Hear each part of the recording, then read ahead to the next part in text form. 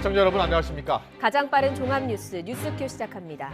대선이 꼭 30일 앞으로 다가왔습니다. 설 연휴 이후 나온 각종 여론조사를 보면 1, 2위 주자 간 접전 양상 펼쳐지고 있고요. 3, 4위 주자의 선전도 주목이 됩니다. 잠시 뒤에 박서정 국회팀장 또 최진 원장 모시고 판세 최대 변수 짚어보겠습니다. 방역당국이 이달 말 하루 확진자가 13만 명에서 최대 17만 명까지 나올 수 있다고 내다봤습니다. 역학조사도 개인신고로 바꾸는 등 방역 대책을 전환하기로 했습니다. 문제는 없는 건지 전문가와 함께 짚어보겠습니다. 네, 먼저 정치권 소식입니다. 제20대 대통령 선거 한 달 앞으로 다가오면서 후보들의 표심 경쟁도 더욱 치열해지고 있습니다. 민주당 이재명 후보는 코로나19 피해 완전 보상을 강조하면서 집권 여당 대선 후보로서 면모를 강조한 동시에 지지층 결집에도 속도를 냈고요. 국민의힘 윤석열 후보는 역동적인 혁신 성장을 이루겠다는 경제 비전을 발표하며 경제 행보에 박차를 가하고 있습니다. YTN 취재기자들이 각각 민주당과 국민의힘 당사에 나가 있습니다. 네, 먼저 이재명 후보 상황부터 알아보겠습니다. 송재인 기자. 네, 더불어민주당 당사에 나와 있습니다. 네, 민주당 이재명 후보는 오늘 집권 여당 대선 후보로서의 면모를 강조하고 있다고요? 네, 그렇습니다. 무엇보다 코로나19 확산세가 이어지고 있는 만큼 소상공인들이 겪은 피해를 국가가 완전 보상하겠다고 약속했습니다. 조금 전 이곳 당사에서 전국 시도당 위원장들과 회의를 진행하며 강조한 발언인데요. 코로나19 대응 과정에서 부담하게 된 부채 역시 국가가 전적으로 책임져야 할 부분이라며 당선 시 대규모 재정 투입 의지를 또 한 번 강조했습니다. 들어보겠습니다. 이번에 추경 확대가 반드시 필요하겠지만 또 부족한 부분에 대해서는 3월 9일 선거가 끝난 후에 당선자의 입장에서 정부의 긴급 확대 추경을 다시 요구하고 또 필요하다면 긴급 재정 명령을 통해서라도 기존의 우리 소상공인 자영업자들이 입은 피해에 대해서 완전하게 보상하고. 이와 함께 이 후보는 오늘 대선을 꼭 한 달 남겨두고 지지층 결집과 외연 확장을 동시에 꾀하고 있습니다. 앞서 오늘 오전 전직 장차관 100여 명이 참석하는 국정연구포럼 출범식에 참석해 이들의 지지 선언을 끌어냈는데요. 김대중, 노무현, 문재인 정부에서 고위직을 지낸 국정 경험자들의 지지 선언을 통해 민주당 대선 후보로서의 정통성을 다지면서 새 결집에 나섰고 차기 정부에서는 외연을 가리지 않고 인재와 정책을 펴는 통합정부 또 국민내각을 만들겠다고 강조하면서 외연 확장의 끈도 놓지 않았습니다. 네, 대선을 한 달 앞둔 민주당의 선거 전략은 어떻습니까? 네, 우선 이재명, 윤석열 두 후보가 오차 범위 안에서 초박빙 접전을 벌이고 있다는 여론조사 결과가 잇따르고 있죠. 하지만 민주당은 결국 유권자들이 당이나 선거구도보다는 인물을 보게 될 거라며 이재명 후보의 승리를 기대하고 있습니다. 우상호 총괄선대본부장의 설명 들어보겠습니다. 저희는 인물론으로 가고 있고 국민의힘 쪽은 구도 싸움을 하고 있는 거거든요. 그러니까 정권 교체를 호소하는 것은 이 구도 싸움이고요. 마지막에는 두 후보를 비교하면서 누구가 더 일을 잘할까 이런 이쪽으로 압축될 거라고 저희는 보고 그쪽으로 집중하고 있는 거죠. 다만 최근 이재명 후보 배우자 김혜경 씨의 과잉 의전 논란 영향이 변수입니다. 민주당은 우선 일부 하락한 지지율이 일시적인 현상일지 또 장기화할지는 지켜봐야 한다며 신중한 태도를 보이고 있는데요. 이재명 후보와 김혜경 씨 본인이 직접 부당행위를 지시한 건 아니라고 선을 그으면서도 지지율 정체를 타개할 방안을 고심하고 있습니다. 우선 당 차원에서는 다음 주 공식 선거운동 시작을 앞두고 이번 주부터 총력전에 돌입하면서 이 후보 지지율 상승세 전환에 힘을 쏟을 방침인데요. 일각에서는 이 후보가 김종인 전 국민의힘 총괄선대위원장과 이상돈 전 의원에 이어 내일 윤여준 전 장관을 만나기로 한 것도 이러한 상황을 타개하기 위한 돌파구가 아니냐는 분석도 나오고 있습니다. 이와 함께 민주당은 윤석열 후보를 둘러싼 리스크 가운데 화천대유 대주주 김만배 씨와의 관계를 파고들면서 역공에도 힘을 쏟고 있습니다. 네, 이번엔 국민의힘 당사로 가서 윤석열 후보 관련 소식 살펴보겠습니다. 이경국 기자. 네, 국민의힘 당사에 나와 있습니다. 윤석열 후보 기업인들과 만나서 구체적인 경제 비전을 밝혔다고요? 네, 그렇습니다. 윤석열 후보 오늘 오후에 대한상공회의소를 찾아서 특별 강연을 진행했습니다. 기업인들이 참석한 가운데 자신의 경제 비전을 밝혔는데요. 정부의 디지털 플랫폼화 그리고 안보 리스크 감소, 과감한 연구개발 투자 등을 약속했습니다. 이를 통해서 경제의 도약적 성장과 양극화 극복, 또 지속가능한 복지를 실현하는 이른바 역동적 혁신 성장을 이루겠다고 강조했습니다. 특히 이를 위해서 정부가 민간과 시장을 대하는 태도를 바꿔야 한다고도 지적했는데요. 직접 들어보겠습니다. 시장이 당장 하기 어려운 인프라를 구축하고 또 시장 참여자들이 시장의 공정성과 효율성을 신뢰할 수 있도록 제도를 설계하고 관리하는 것에 그쳐야 한다고 봅니다. 네, 이와 함께 윤석열 후보는 골다공증 무료 검진 대상 확대와 우울증 검사 주기 단축 등 생활 밀착형 심쿵 공약 발표도 이어갔습니다.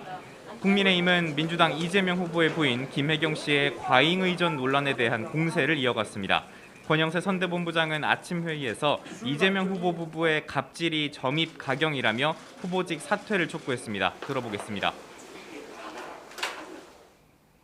대리 처방, 카드깡, 법카 유형까지 온갖 나쁜 일들이 다 벌어졌는데 진짜 몰랐다면 주변 관리조차 못하는 무능한 사람이고 알고도 묵인했다면 사실상 범죄를 방조한 공범입니다.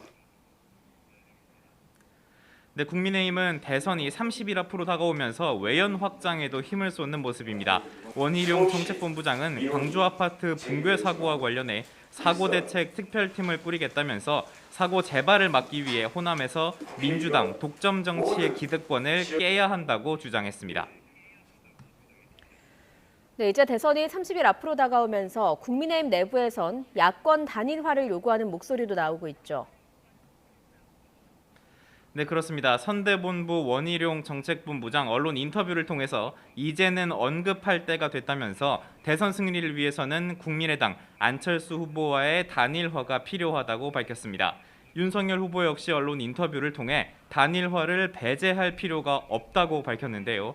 다만 단일화를 한다고 해도 공개하고 진행할 것이 아니라 안철수 후보와 자신이 전격적으로 결정할 사안이라고 설명했습니다. 단일화 문제를 논의한 적이 없다던 권영세 선대본부장도 가능성은 열려 있다면서 사실상 입장을 선회했습니다. 하지만 이준석 대표는 단일화 언급과 관련해서 매우 부적절하다며 비판의 목소리를 냈고요. 오는 11일이 되면 단일화라는 말이 나오지 않을 거라고 설명을 했습니다. 여기에 안철수 후보도 단일화를 공개적으로 언급하는 것 자체가 진정성이 없는 거라며 불쾌함을 드러냈고요. 당선을 목표로 뛰고 있다는 기존 입장을 강조하며 거리를 두었습니다. 이런 가운데 안철수 후보도 바쁜 선거 행보 이어갔는데요. 중앙선거대책위원회 회의에서는 고 노무현 전 대통령의 정신을 강조했습니다. 반칙과 특권 없는 세상, 과학과 실용의 시대를 열고자 한 노 전 대통령의 길을 기억하겠다는 겁니다. 이어진 정책 간담회에서는 정부 조직 개편과 규제 혁파 등을 통해서 디지털 선도 국가가 돼야 한다는 비전을 강조했습니다. 정의당 심상정 후보는 미래 세대를 위한 연금 개혁안을 발표했습니다. 심 후보는 불편하고 부담스러운 일이지만 미래 세대의 부담을 줄여야 한다면서 국민연금 보험료율 인상을 주장했고요. 공무원 연금 등 특수직역연금을 국민연금 방식으로 통합하겠다고도 덧붙였습니다. 네, 대선을 30일 앞두고 민주당과 국민의힘 당사 상황 살펴봤습니다. 송재인, 이경국 기자였습니다. 수고하셨습니다. 대선을 30일 앞두고 더불어민주당 이재명 후보와 국민의힘 윤석열 후보가 오차 범위 안에서 접전을 벌이고 있다는 여론조사가 나왔습니다. 한국사회여론연구소 KSOI가 TBS 의뢰로 지난 4일부터 이틀 동안 실시한 조사에서 이재명 후보는 0.5%포인트 오른 38.4%, 윤석열 후보는 3%포인트 오른 44.6%였습니다. 격차는 오차 범위 경계인 6.2%포인트로 접전 양상이었습니다. 정의당 심상정 후보는 0.1%포인트 떨어진 2.9%, 국민의당 안철수 후보는 2.3%포인트 떨어진 8.3%였습니다.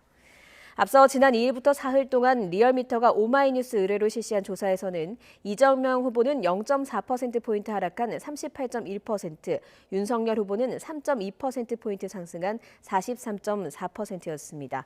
역시 두 후보가 접전을 벌이는 가운데 심상정 후보는 2.5%, 안철수 후보는 7.5%의 지지율을 나타냈습니다. 김종인 전 국민의힘 총괄선대위원장은 더불어민주당 이재명 대선 후보와 전날 회동에 대해 특별한 얘기한 것도 아닌데 할 말이 없다고 말했습니다. 김 전 위원장은 오늘 광화문 개인 사무실에서 기자들과 만나 사람 한 번 만난 것 가지고 뭘 그렇게 관심이 많으냐며 특별히 관심 가질 필요가 없다면서 이같이 말했습니다. 국민의힘은 SBS 라디오 시사특공대를 진행한 이재익 PD가 민주당의 항의로 하차한다는 입장을 밝힌 것과 관련해서 여당의 언론 재갈 물리기 시도가 도를 넘고 있다고 비판했습니다. 윤재옥 선대본부 상황실장은 회의에서 SBS 라디오 시사특공대를 진행하던 이재익 PD가 가사에 카드가 들어간 노래를 들고 내로남불을 언급했다가 강제 하차했다면서 이같이 지적했습니다. 반면 더불어민주당은 선거법상 저촉되는 발언에 대해 선대위 차원에서 방송사에 문의하는 건 정당한 권리 행사라고 밝혔습니다. 민주당 선대위 권혁길 공보부단장은 이 PD가 방송 중에 이재명 후보라고 실명을 언급하지는 않았지만 사실상 대통령으로 뽑으면 안 된다는 발언을 했다고 주장했습니다. 이어 민주당은 정당한 권리로 문의했고 하차를 비롯한 조치는 SBS가 결정한 것이라고 설명했습니다.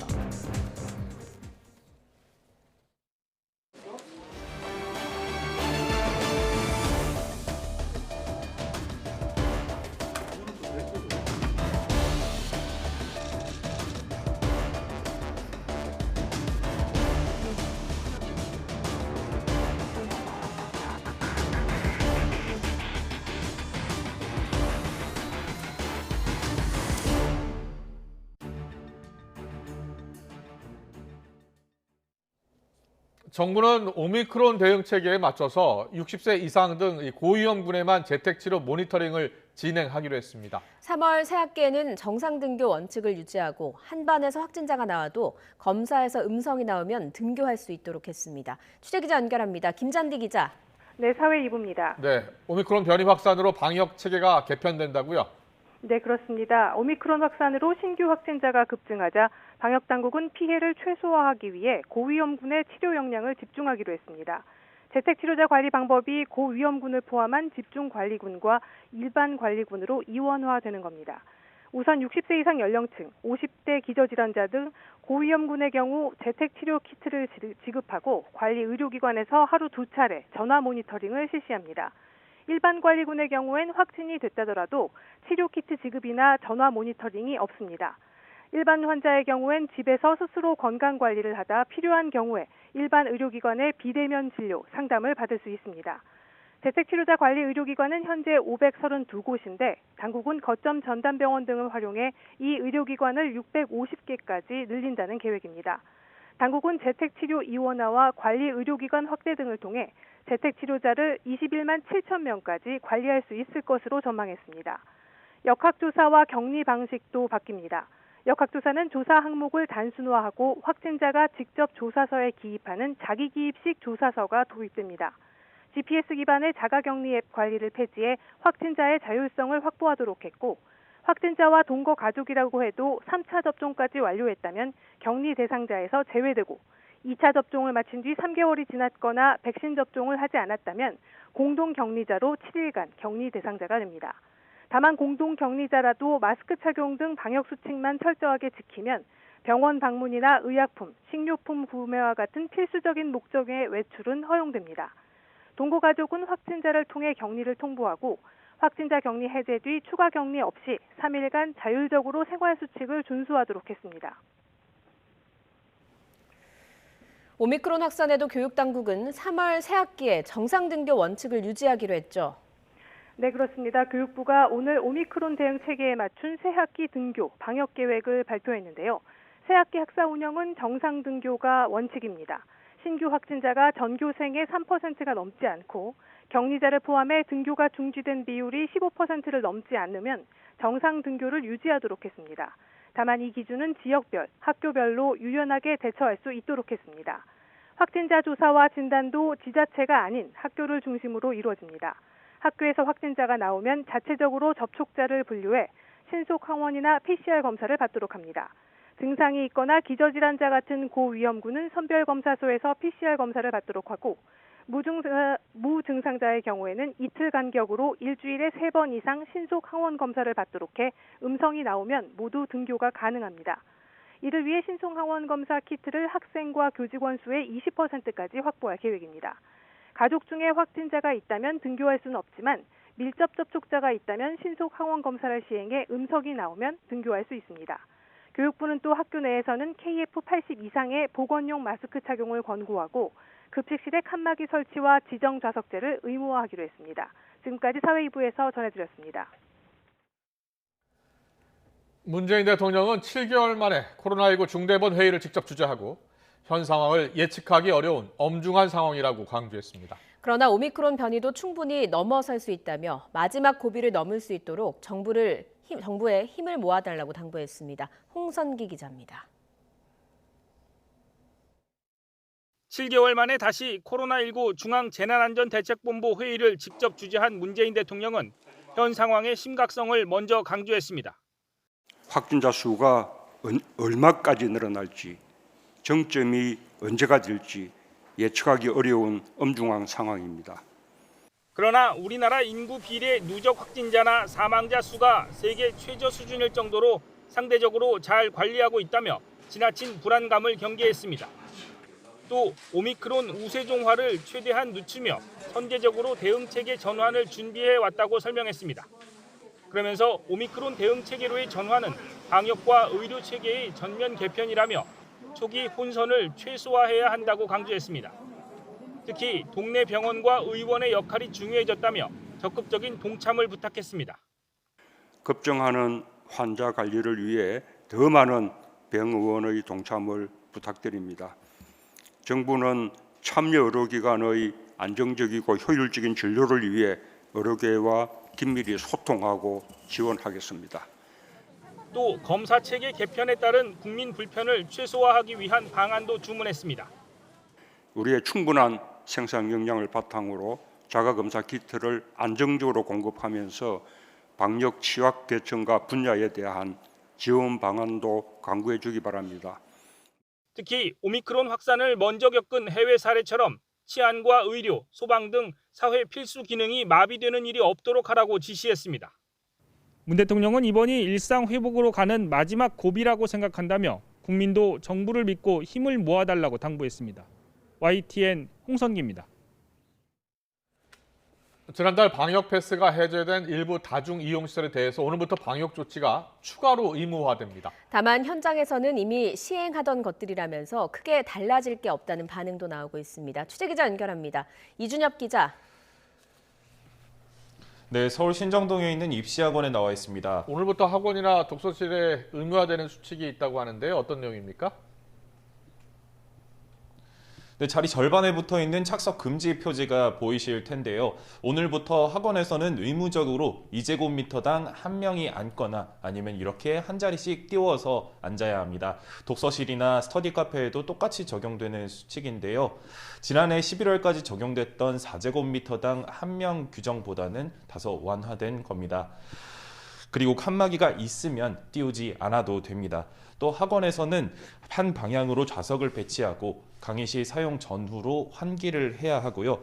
또 기숙형 학원에 입소할 때는 접종을 마친 사람도 신속 항원 검사 결과를 제출해야 합니다. 다만 오는 25일까지 3주 동안은 계도 기간이라 벌칙이 없습니다. 대상이 된 다중이용시설들은 이런 방역 수칙을 이미 대부분 시행하고 있었기에 정부 발표로 별로 달라질 게 없다는 반응인데요. 다만 강의실 수용 인원을 늘리거나 방역을 더 강화하기 위해서 뛰어앉기를 하던 업소들도 칸막이 주문을 많이 한다고 합니다. 제가 있는 학원도 칸막이를 추가 주문했는데 업체에 주문이 밀려 아직 도착하지 않았다는데요. 업주들의 이야기 직접 들어보시죠. 독서실, 스터디 카페 이쪽으로 말씀을 드리자면은 이미 지켜지고 있었어요. 뭐 바뀐 게 뭐 전혀 없다고 보셔도 됩니다. 없습니다. 한 칸 뛰기는 물론이고 칸막이까지 다 준비를 해야 되겠다. 그렇게 생각을 해서 이제 주문을 했는데 주문이 많이 좀 쇄도하고 있다 보니까 저희가 예상했던 것보다 좀 늦게 도착하고 있습니다. 백화점이나 마트 등에 대해서도 새로운 방역 강화 조치가 적용되죠. 네, 오늘부터 실시되는 방역 강화 조치는 지난달 18일 방역 패스가 해제된 다른 시설들에도 적용이 되는데요. 백화점과 대형 마트에서는 실내에서 음식을 먹을 수 없고요. 소리 낼 수 있는 판촉, 호객 행위와 이벤트성 소공연이 금지됩니다. 백화점과 대형 마트의 방역 강화 조치는 개도 개간 없이 오늘부터 바로 적용됩니다. 또 도서관을 비롯해 문화예술시설에도 강화된 수칙이 생겼는데요. 의무가 아니라 자율 시행입니다. 도서관, 박물관, 미술관에는 사전 예약제와 칸막이 설치가 권고되고요. 영화관과 공연장에서는 자율적으로 좌석 한 칸 띄어앉기를 실시합니다. 지금까지 서울 신정동에 있는 입시학원에서 YTN 이준엽입니다. 네, 지금 보신 것처럼 오늘도 국내 코로나19 확진자 수 3만 5천 명대, 방역당국은 이달 말 하루 최대 17만 명이 나올 수 있다는 전망을 내놓고 있는데요. 이렇게 확진자 수가 급증하자 방역 대응 전략을 지금 고위험군의 중증 사망 피해를 줄이는 정책으로 바꾸기로 했습니다. 바뀌는 방역 체계는 무엇이고 문제는 없는 건지 이영민 세브란스병원 진단의학과 교수와 함께 이야기 나눠보겠습니다. 교수님 나와 계시죠? 예, 안녕하세요. 세브란스병원 진단검사학과 이영민입니다. 네, 교수님. 방역당국이 이달 말이면 최대 17만 명까지 나올 수 있다라고 하던데요. 교수님도 그렇게 보십니까? 예, 저도 그 정도 나올 거라고 좀 예상을 하고 있는데 이제 그렇게 판단하는 근거는 이미 오미크론 변이가 지나간 주요 국가들의 사례를 보시면 단위 인구 100만 명당 최고 정점일 때 확진자 숫자가 미국, 영국이 대략 한 2,500에서 2,700명 정도, 그다음에 이제 호주는 4,000명 정도, 프랑스는 5,000명 이상, 이스라엘은 10,000명 이상이었거든요. 그래서 인구 100만 명당 이 정도면은 우리나라 인구 5천만 명을 기준으로 하게 되면은 대략 12만 명에서 이스라엘 데이터를 기본으로 추정하면 거의 50만 명 이상이 됩니다. 그런데 이제 이스라엘은 워낙 환자 많이 나온 거라 이 데이터를 빼게 되면은 대략 한 12만 명에서 거의 많게는 20만 명 이상까지도 나올 가능성이 있다고 봅니다. 예, 불안한 소식이긴 한데 어떻습니까? 지난주 오미크론 검출률이 92.1%를 기록했거든요. 예상보다 좀 빠르게 진행이 되고 있다고 보면 되는 겁니까? 그렇지는 않고요. 왜냐하면 이제 오미크론의 워낙 전파 속도가 빠르다 보니까 이미 오미크론 변이가 상륙했던 주요 국가들, 특히 이제 유럽 쪽 국가들 같은 경우는 이미 정점을 지나고 있거든요. 근데 우리나라 같은 경우는 초기 오미크론 대응에 많은 집중을 했었기 때문에 어느 정도 이제 지연시켰던 상황이었는데요. 근데 이제 그게 1월 초순 정도부터 악화되기 시작을 하면서 지금 거의 일주일에 25% 정도씩 상승하고 있었거든요. 그래서 이미 1월 4주에는 한 80% 되던 게 지난주에 한 92%까지 증가를 한 거고요. 그래서 이 오미크론 변이의 특성상 이렇게 좀 많이 빠르게 올라가고 있는 걸로 봅니다. 다만 이제 말씀하셨던 것처럼 이게 최근에 이제 1월 달 중에 이렇게까지 잘 유지가 되던 게 급격하게 올라가기 시작을 한 거는 방역 완화에 대한 여러 가지 그 조치들이나 이런 것들도 영향을 주었다고 생각을 합니다. 예. 네, 코로나19 검사 양성률이요. 지금 26% 역대 최고치를 기록하고 있습니다. 검사를 받은 4명 중 1명이 확진됐다는 건데요.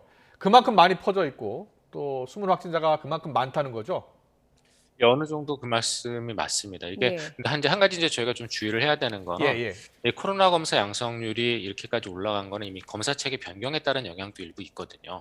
이제 왜냐하면은 전에는 이제 무조건 원하는 대로 와서 검사를 받았지만 지금은 한 번은 이제 자가 진단이나 신속 항원으로 선별하는 과정이 들어가다 보니까 좀 집중되는 경향이 있습니다. 그렇군요. 그래서 이렇게 해서 이제 올라간 것도 있기 때문에 집단별 검사별로 양성률에 대한 정확한 분석을 하는 게 필요합니다. 근데 중요한 거는 분명히 이 20% 정도의 양성률이라는 거는 이미 양성률이 어느 정도 올라가고 있는 상황에서 반영이 된 거기 때문에 우리가 계속 이러한 양성률의 증가를 앞으로도 볼 가능성이 있습니다. 그리고 또 한 가지 저희가 여기서 중요하게 생각해야 되는 거는 이렇게 이제 양성률이 올라가면 신속항원 검사나 자가 진단의 음성 예측도라는 게 이제 급격히 감소하거든요. 이게 이제 무슨 얘기냐면은 워낙 기존에는 음성의 비율이 높았기 때문에 위양성이 한두 명 섞여 있어도 음성 예측도가 높은 것처럼 보였었는데 확진자의 한 3분의 2 정도가 음성 판정을 받기 때문에 현재 정도의 양성률이면 그러면 음성 예측도는 아마 80% 미만으로 감소했을 것으로 보이기 때문에 신속항원이나 자가진단 음성이어도 대략 한 만약에 우리가 26% 정도의 양성률이 진짜라고 한다면 검사로 음성 판정받은 사람 5명당 1명은 위음성일 가능성이 생기게 됩니다. 그래서 예. 여기에 대해서는 좀 주의가 많이 필요한 상황입니다. 그러니까 뭐 숨은 확진자가 더 많다라고 지금 설명을 해주시고 계시는 것 같거든요.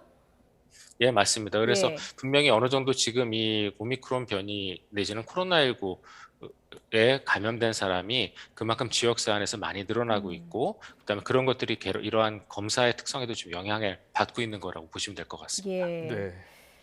그래서 방역 당국은 지금 어쨌든 이런 조치를 취하는 것 자체가 인력 부족 때문이기도 하잖아요. 그 중에 하나가 역학조사인데 이 역학조사 인력도 관리를 해야 되다 보니까 간소화하기 위해서 앞으로 환자가 직접 조사서를 작성하게 했습니다. 이게 또 문제는 없을지 걱정이 되는 부분이 있거든요.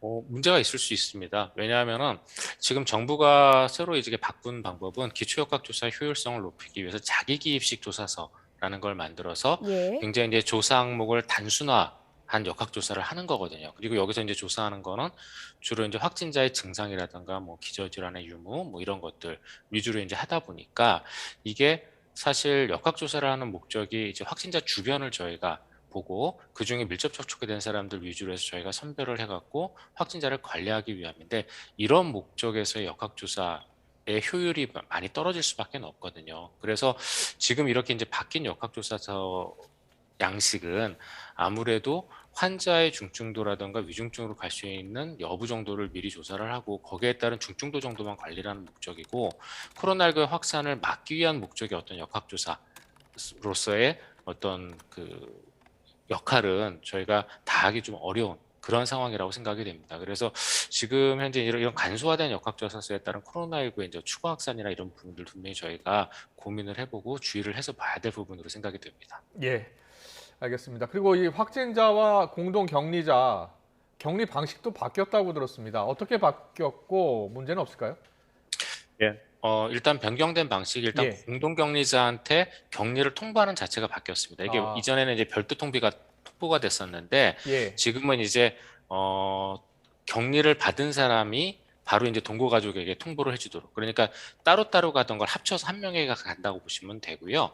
그 다음에 이제 또 중요한 거는 이 기존의 이 격리자 나 확진자의 경우에는 GPS를 이용한 자가격리 앱 등을 써서 굉장히 좀 엄격하게 관리를 했었는데 이런 것들을 다 폐지하고 알아서 KF 마스크 구사를 착용을 하고 고위험군이나 시설에 접촉하지 않고 마스크 착용이 곤란한 장소에는 가지 않도록 하는 방식으로 바뀌었기 때문에요. 네. 이렇게 이제 바뀐 이유는 말씀하셨던 것처럼 워낙 확진자가 많이 나오다 보니까 그 인력들을 이러한 그 격리를 관리하던 인력들도 전부 다 방역이나 재택치료 인력으로 전환하기 위해서 이런 격리에 대한 부분들이 대부분 완화가 되는 것들이거든요. 그러다 보니까 이러한 그 완화된 격리에 따른 어떤 코로나19의 지역 사회에서의 전파 위험이 없지는 않습니다. 특히 이제 이게 필수 외출 같은 것들을 하게 되면은 이분들이 딱 나가서 볼일만 보고 그다음에 마스크 잘 착용하고 볼일만 보고 들어오시면 괜찮은데 중간에 어디 식사를 한다거나 커피를 마신다거나 아니면 이런 것들이 행위가 일어나게 되면은 지역사 안에서 전파될 가능성이 많아지거든요. 그래서 그런 부분들에 대한 주의 부분이 분명히 필요한 것들이 있는데 이런 것들이 다 자율적으로 바뀌다 보니까 여기에 따른 어떤 위험성은 저희가 좀 고려를 해봐야 될 것 같습니다. 뭐 결국에는 필수 외출이나 이런 부분들이 걱정되는 부분이 숨은 그런 감염자들이 계속해서 지역사회에 퍼지는 부분들을 계속 지적을 해주시는 것 같은데요. 그런데 재택 치료를 하고 있는 그런 환자들의 관리에 대해서도 방역 체계가 바뀌게 되는데 무증상 경증 환자인 경우에는 별도로 전화 모니터링을 하지 않기로 했어요. 예, 맞습니다. 우리가 이제 앞으로 재택 치료를 하는 사람들도 집중관리군하고 일반관리군으로 나누게 되고요. 이런 집중관리군의 경우에 있어서는 이제 60세 이상이나 먹는 치료제 처방 대상자가 포함이 됩니다. 그래서 이분들의 경우에 있어서는 뭐 기존처럼 이렇게 1일 2회 유선 모니터링을 진행을 하지만 일반 관리군, 즉 60세 이하이거나 또는 먹는 치료제를 받지 않는 군의 경우에 있어서는 1일 1회 유선 모니터링 하던 거를 스스로 관리하고 필요할 때만 이제 비대면 진료나 상담센터에 그 상담을 요청하는 식으로 이제 바뀌게 됩니다. 이렇게 바뀐 이유는 워낙 지금 많은 환자들이 발생을 하다 보니까 이 사람들을 전부 다 이렇게 적극적으로 관리하기가 어렵기 때문에 지금 변경이 되는 부분들이 있거든요. 근데 이게 이제 일반 관리군 같은 경우에는 저희가 비교적 안전하다고 생각되는 사람들이 이렇게 전환을 하겠지만 지금 사실 코로나19 관련돼 가지고 그 고위험군으로 갈 수 있는 그러한 여러 가지 조건들은 알려져 있는 나이 또는 기저질환 외에도 저희가 뭐 예를 들어 너무 이제 그 BMI라고 부르는 비만 지수가 좀 높다거나 이런 경우들도 다 해당이 되고 몇 가지 것들이 더 있기 때문에 이런 사람들을 저희가 꼼꼼하게 처음에 선별하지 않았을 경우에는 분명히 조금 위험성이 있을 수가 있습니다. 그래서 그런 부분들에 대해서는 저희가 또 이런 것들을 보완할 수 있는 방법들도 고민을 해야 될 것 같습니다. 네, 알겠습니다. 확진자가 워낙 많이 나오다 보니까 정부가 방역 대책을 대전환했습니다. 꼼꼼히 따져서 살펴봐야 되겠습니다. 고칠 것은 또 고쳐 나가고요. 지금까지 이영민 세브란스 병원 진단의학과 교수님과 함께 얘기 나눠봤습니다. 오늘 말씀 잘 들었습니다. 고맙습니다.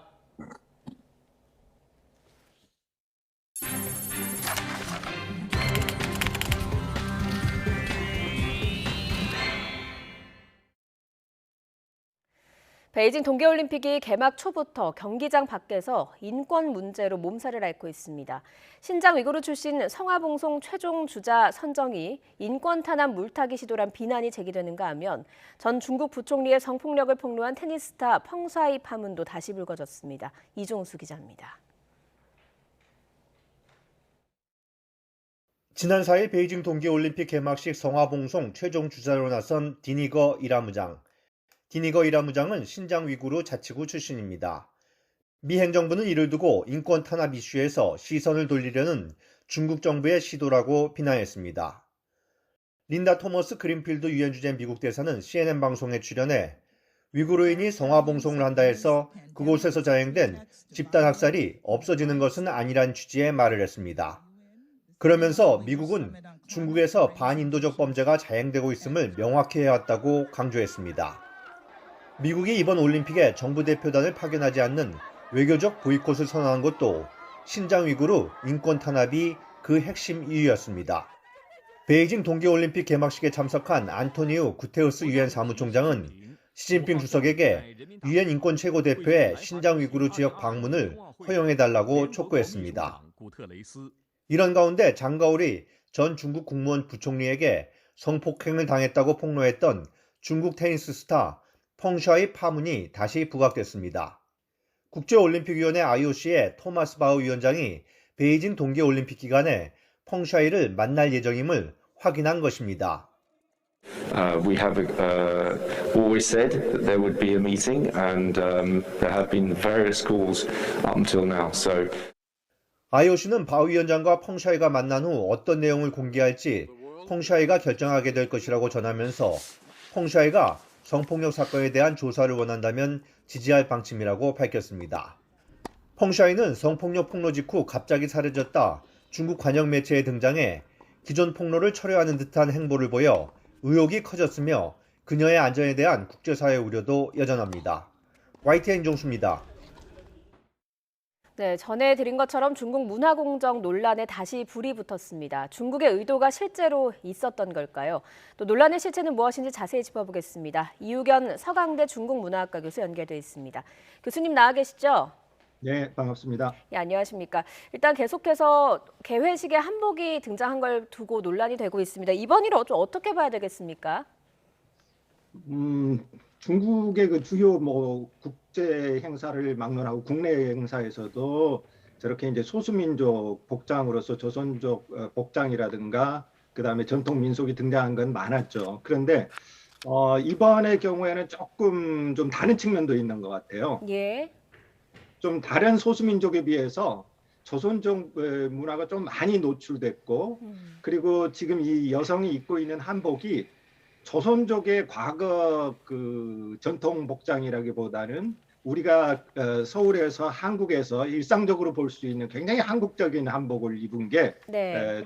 다른 점이라고 할 수 있습니다. 아, 과거에는 어땠습니까? 과거에는 사실 뭐 중국이 이제 소수민족이 쉬운 5개가 있기 때문에 네. 중국은 뭐 달력에도 그렇고 여러 가지 소수민족이 같이 모여 있는 사진을 많이 씁니다. 그리고 대표적인 국경 행사라든가 이럴 때도 꼭 그런 모습이 나오죠. 그리고 조선족 그러니까 전통 복장 우리 한복을 입은 모습은 중국 화폐에도 등장을 합니다.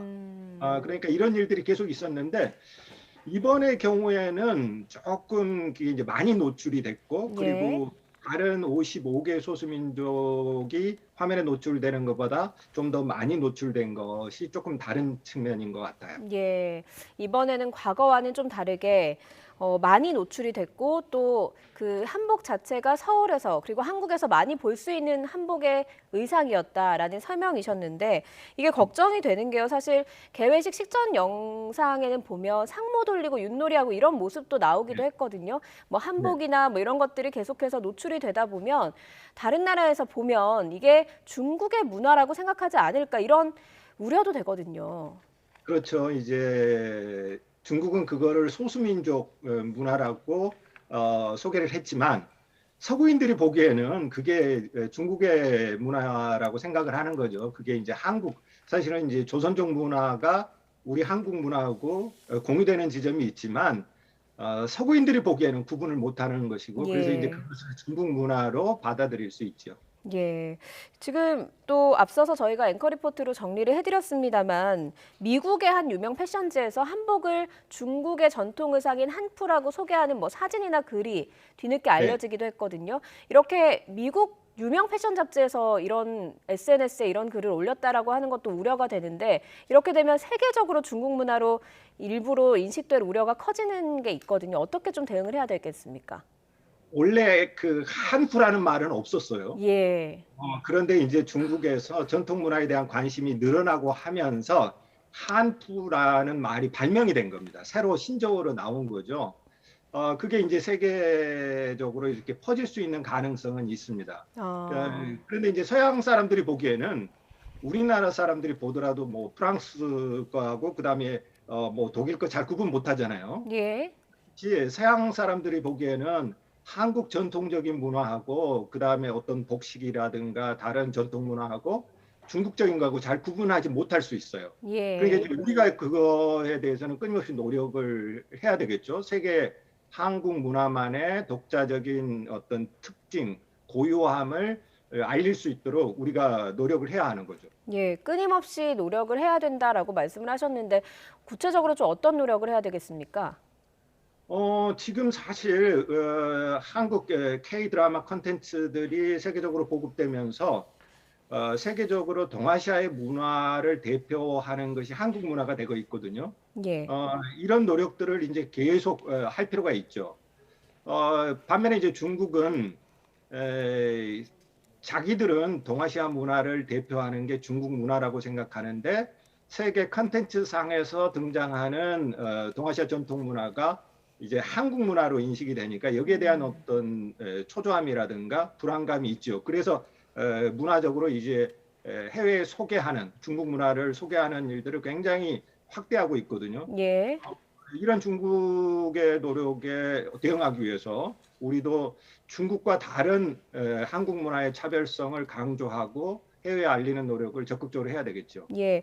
그런데요, 그 교수님, 중국이 지금 계속해서 좀 불안감을 느끼고 있기 때문에 이런 그 문화에 대해서 좀 우리 문화에 대해서 중국 거라고 알리는 노력을 하고 있는 것 같다라고 설명을 해주셨는데, 뭐 김치, 삼계탕, 갓 전부 중국 거라고 좀 주장을 하는 듯한 모습을 보이고 있거든요. 네. 중국의 어떤 인식이 이런 태도를 좀 보이고 있는 걸까요? 중국 사람들의 기본적인 생각은 한국의 전통 문화의 대부분은 중국에서 기원을 해서 한국으로 전래되었다라고 생각해요.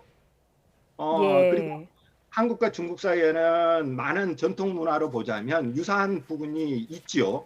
그리고 실제로 어떤 부분은 중국에서 영향받기도 했고 어떤 것은 우리나라가 중국에 전래시켜 준 것도 있습니다.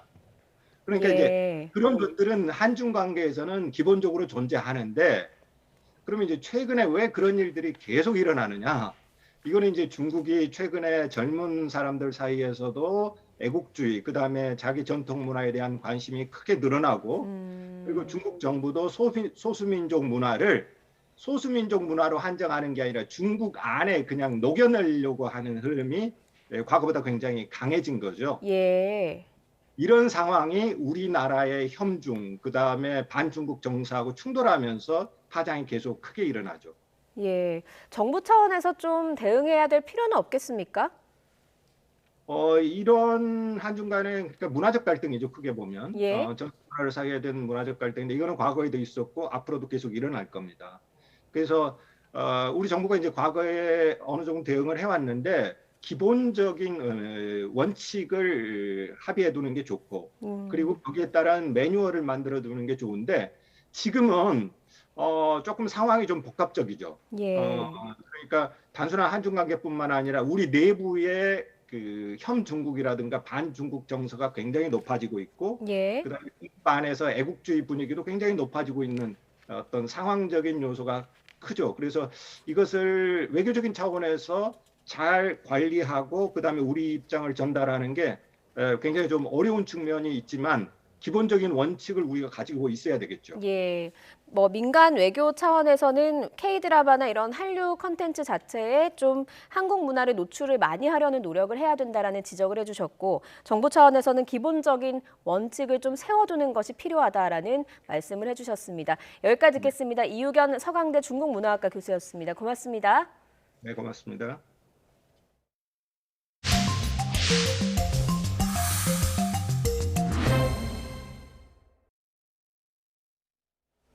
붕괴 사고 28일째를 맞은 광주 화정 아이파크 아파트 27층에서 마지막으로 발견된 실종자가 추가로 수습이 됐습니다. 네, 앞서 발견된 아래층 매몰자를 수습하기 위해서 잔해를 걷어내는 과정에서 발견됐는데요.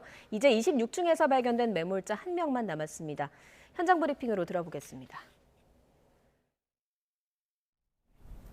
광주광역시 긴급구조통제단장 고민자입니다. 서구 화정동 현대산업개발 아파트 신축공사 붕괴 사고와 관련하여 조금 전 피해자 한 분을 추가로 구조 완료하였습니다. 이분은 사고 현장 27층 2호 라인 거실 쪽에서 오늘 오전에 발견됐던 분으로 우리 구조팀이 약 4시간 만인 오늘 오후 15시 47분에 구조 완료하여 병원으로 이송하였습니다. 하지만 구급대원이 현장에서 확인한 결과 돌아가신 것으로 추정되며 정확한 사항은 의료진이 최종 판단할 예정입니다. 이로써 피해자 6분 중 5분을 구조 완료하였고 26층에서 발견된 마지막 한 분을 구조할 때까지 최선의 노력을 다하겠습니다. 보다 자세한 사항은 이어지는 정례 브리핑 시 현 장소에서 말씀드리겠습니다. 이상입니다.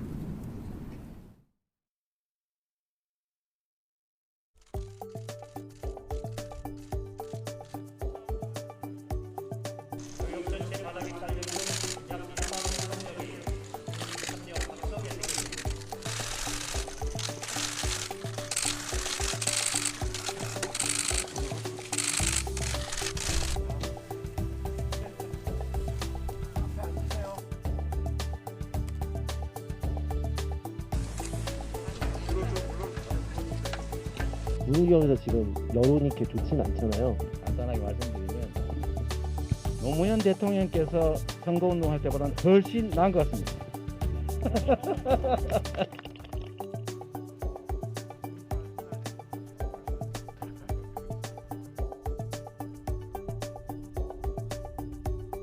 원래 뭐 제주도는 바람 아니야, 그죠? 바람하고 뭐죠? 바람하고 바람돌 여자.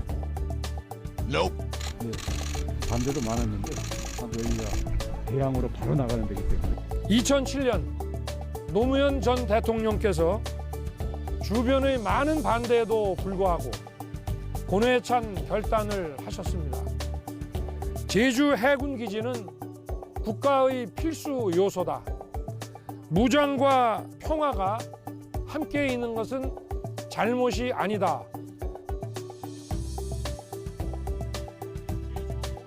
저는 노무현 전 대통령의 고뇌와 결단을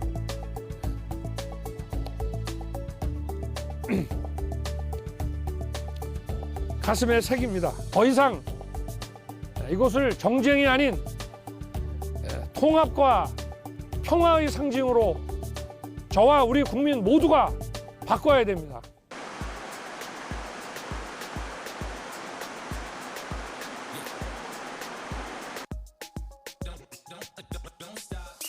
안철수 신재가 지구 평천하 안철수 신재가 지구 평천하 안철수 신재가 지구 평천하 안철수 신재가 지구 평천하 안철수 신재가 지구 평천하 하 수신이 잘 돼야 나라가 잘 살지 몸과 마음의 정화 가정의 안정 나라는 공정 천하를 평정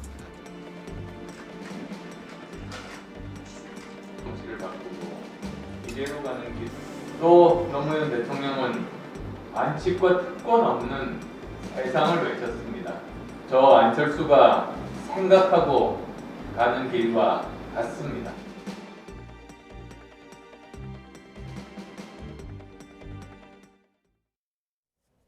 네, 20대 대통령 선거 꼭 30일 앞으로 다가왔습니다. 대선 주자들 보신 것처럼 열심히 뛰고 있습니다. 하지만 지금 1, 2위 지지율은 접전 양상이고요. 판세는 대부분의 평론가들이 안개 속이다 이렇게 평가를 내놓고 있습니다. 남은 30일 각 당의 전략도 알아보고 남은 변수는 무엇이 있는지 그리고 현재 판세, 앞으로의 전망도 짚어보겠습니다. 정치부 국회 팀장 맡고 있는 박수정 기자 그리고 최진 대통령 리더십 연구원장 두 분 모시고 함께 알아보겠습니다. 어서 오십시오. 안녕하세요. 안녕하세요. 안녕하세요. 앞서 영상 구성으로 봤습니다만 이재명 후보는 노무현 전 대통령 묘역을 찾아서 눈물을 흘렸습니다. 네. 그리고 윤석열 후보는 광주를 찾아서 눈이 내리는 속에 고개를 숙였습니다. 자, 두 후보의 행보 박 기자는 어떻게 보고 있어요? 네, 주말에 이 D-30이라고 하는 날짜가 굉장히 또 중요한 분수령이 되는 때거든요. 예. 이때 지지율이 사실상 거의 결정이 된다라는 말들이 많기 때문에 두 후보가 어떻게 보면 전략적으로 주말에 행보를 정했습니다. 그렇군요. 네, 이재명 예. 후보는 이제 부울경을 찾았고요. 부울경, 특히 봉화마을을 찾아서 노무현 전 대통령을 떠올리면서 그 적통성을 강조하면서 네. 노무현의 뒤를 잇는 후보 주자는 바로 나다라고 아. 하는 점을 강조를 하면서 예. 또 그 이야기를 하면서 또 눈물까지 쏟았거든요. 예. 그 현장을 취재했던 기자들의 이야기를 들어보면 눈물을 쏟는 모습이 굉장히 다 놀라워했다라고 다들 눈물까지 쏟을 줄은 몰랐다라고 얘기를 했는데 그만큼 절박하고 절절한 심정을 표현했다는 이야기도 있고 예. 노무현 전 대통령 서거 당시를 떠올리면서 가슴이 아파서 눈물을 흘렸다라는 이야기가 나왔는데요. 예, 예. 어쨌든 그 모습을 통해서 친문 지지층을 결집하려고 하는 행보를 했다라고 볼 수 있겠습니다. 네. 또 윤석열 후보는 제주, 광주를 찾았습니다. 가장 취약한 지지층이 있는 지역인데요. 최근 들어서 광주, 호남 이쪽 행보를 가속화하면서 이준석 국민의힘 대표도 광주를 계속해서 찾고 있습니다. 네. 사실은 그렇다고 해서 호남 지지율을 아주 많이 끌어올 수는 없다라고도 보고 있는데 네. 그만큼 통합을 강조하면서 우리가 취약하게 여겼던 이 지지층을 끌어오는 모습으로 더 전반적인 지지율을 끌어올리겠다라고 하는 전략으로 해석할 수가 있겠습니다. 네. 특히 그곳에서 이제 지지 선언, 호소도 하고 하면서 윤석열 후보 같은 경우는 굉장히 자신감이 넘치는 모습을 더 많이 보여줬다라고 하는 것이 현장을 취재한 기자들의 이야기입니다. 그렇군요. 물론 그 광주 묘역 참배는 이번에도 완전히 성공하지는 못했습니다만 그럼에도 불구하고 현장의 분위기는 나쁘지 않았다라는 게 취재한 기자들의 이야기입니다. 그렇군요. 최진 원장님은 어떻게 보셨어요? 대선 한 달을 앞둔 두 1, 2위 후보가 찾은 곳. 그러니까 어떻게 이재명 보면- 예. 후보는 집토끼 그리고 윤석열 후보는 산토끼를 잡는데 더 공을 들이고 있는 것 같다. 그렇게 해석하시는군요. 느낌을 받았습니다. 예. 예. 지금 지지율이 30% 중후반대를 오르내리고 있는 이재명 후보 입장에서는 예. 문재인 대통령의 지지율인 40%만 넘어도 안정적으로 갈 수 있겠다라는 판단 하에 예, 부산 경남에서 공을 좀 많이 들이는 것 같고요. 네. 그리고 이제 윤석열 후보 같은 경우는 이제 어느 정도 40% 정도 안정적인 선은 넘었기 때문에 더 집토끼 외연을 확장하자. 전략하에 호남을 집중적으로 좀 공략하는 것이 딱 두 후보가 이번 주말에 좀 대비가 되는 모습이었습니다. 그렇네요. 그런데 대선을 한 달 앞두고 지지층을 결집하는 전략과 외연을 확장하는 전략, 두 전략 가운데 어느 전략이 주요할 것으로 보세요? 원래 이제 대선 때마다 다르지만 이번 대선 때 같은 외연 확장에 열중을 해야 되는 거죠. 왜냐하면 지금 이번 대선은 이제 분노 대선이고 진영 대선의 극치를 달리고 있기 때문에 외연을 확장하는데 시간을 조금 더 훨씬 더 할애하는 것이 그렇군요. 전략적으로도 유리하다고 봅니다. 이미 열성 지지층들은 지지할 만큼 다 결집을 해 있다고 봅니다. 그렇군요. 근데 최근 눈에 띄는 게요. 이재명 후보도 그렇고 윤석열 후보도 그렇고 또 안철수 후보까지도 노무현 전 대통령에 대한 향수를 자극하는 메시지를 계속 내놓고 있습니다. 어떤 이유가 있을까요? 그게 왜 그러냐면요. 이게 지금 친노 진영, 당시 노무현 대통령 상당히 이 공정이나 정의를 많이 강조했었지 않습니까? 그래서 이번 경선 과정에서 친노, 노무현 지지층은 주로 이낙연 후보를 지지했었습니다. 근데 이낙연 후보가 경선에 지고 나온 다음에 곧바로 이재명 후보에 가지 못하고 어떻게 보면 제3지대에 약간 머물러 있거든요. 어떻게 보면 부동층이나 중도층 비슷하게 있는 겁니다. 그래서 친노를 잡으려고 지금 각각 캠프마다 지금 공을 들이고 있죠. 그렇구나. 공정과 정의를 상징하는 노무현 전 대통령을 이번 선거 대선과 맞춰봤을 때 어느 정도 같은 방향이다 이렇게 보고 있나 봐요. 알겠습니다. 오늘 각 후보 서울로 올라왔습니다. 자, 오늘 행보는 어떻게 됩니까? 네, 후보들 오늘은 이제 상징적으로 한마디로 표현하면 두 후보 모두 이재명 후보와 윤석열 후보 모두 중도층 공략이라고 키워드를 잡을 수 있겠습니다. 이재명 후보는 오늘 전직 장 차관 100여 명이 참석하는 국정연구 포럼 출범식에 참석해서 축사를 했거든요. 이 자리에는 정세현 전 통일부 장관 그리고 박승 전 한은 총재 등이 참석을 했고 이런 인사들이 상임 고문과 또 공동위원장을 맡은 포럼이었는데요. 이 연구 포럼에 참석한 인사들이 이재명 후보에 대한 지지 선언을 했습니다. 그러니까 이재명 후보는 이 인사들이 김대중 정부, 노무현 정부, 문재인 정부에서 그 국정 운영을 맡았던 인사들이었거든요. 그래서 그 인사들의 힘을 등에 업고 역시나 나는 이 민주정부의 그 뒤를 이을 계승을 할 적임자다라고 하는 부분을 드러내는 그런 행보를 보였다고 볼 수 있겠습니다. 반면 윤석열 후보는 대한상공회의소에서 특별 강연을 했는데요. 기업인들을 만난 자리에서 경제 비전을 다시 한번 강조했습니다. 윤석열 후보가 아무래도 정책 부분이 조금 약하다라고 하는 평가가 있었는데 그걸 극복하는 모습을 최근에 또 많이 보이고 있거든요. 또 정책적인 부분을 많이 강조하고 공약을 계속해서 내고 있는데 오늘도 역시 디지털 전환이라고 하는 그 키워드 또 미중 갈등, 기후 변화라고 하는 그런 패러다임 속에서 어떻게 나아가야 할지 그 방향을 제시를 했습니다. 그런 모습을 통해서 국정 운영 능력을 보여주고 나야말로 이 나라를 이끌어갈 지도자다라고 하는 면을 부각하는 데 애를 썼습니다. 최준 원장님 오늘 두 후보의 행보를 어떻게 보셨어요? 그러니까 정확하게 두 후보의 행보도 대비가 되는 것 같아요. 이재명 후보 같은 경우는 본인 어떤 행정가행 리더십을 좀 보여주는데 좀 주력을 하는 것 같고, 그리고 윤석열 후보 같은 경우는 이제 경제 정책 전문가의 이미지를 좀 부각하는데 역점을 둔 것 같은데 이런 후보의 사실 본인의 어떤 리더십의 약점, 취약점 보완하는 건데 사실 일찍 했었어야 됩니다 이거를 이미 대통령 경선 초기부터 지속적으로 이거를 반복적으로 행정가형, 경제 전문가 이걸 보여줘야 되는 건데 지금 한 달 남짓 남겨두고 좀 이런 모습을 보여주는 거 조금 늦은 감이 있죠. 앞으로 경쟁이 좀 치열해질 거라고 봅니다. 알겠습니다. 자, 30일 앞두고 각종 여론조사 쏟아지고 있는데요. 우리 박수정 기자는 이번 여론조사 어떻게 나왔는지 한번 물어보고 좀 분석 부탁드리겠습니다. 네, 이번 대선 한마디로 표현하면 모든 언론 많이들 분석하고 있습니다만 안개 대선이다라고 하는 말로 표현할 수 있겠습니다. 정말 그야말로 안개 속입니다. 어느 쪽이 이길지 그 누구도 장담할 수가 없는 판세입니다. 최근 나온 여론조사의 추이를 보면 그 흐름을 알 수 있는데요.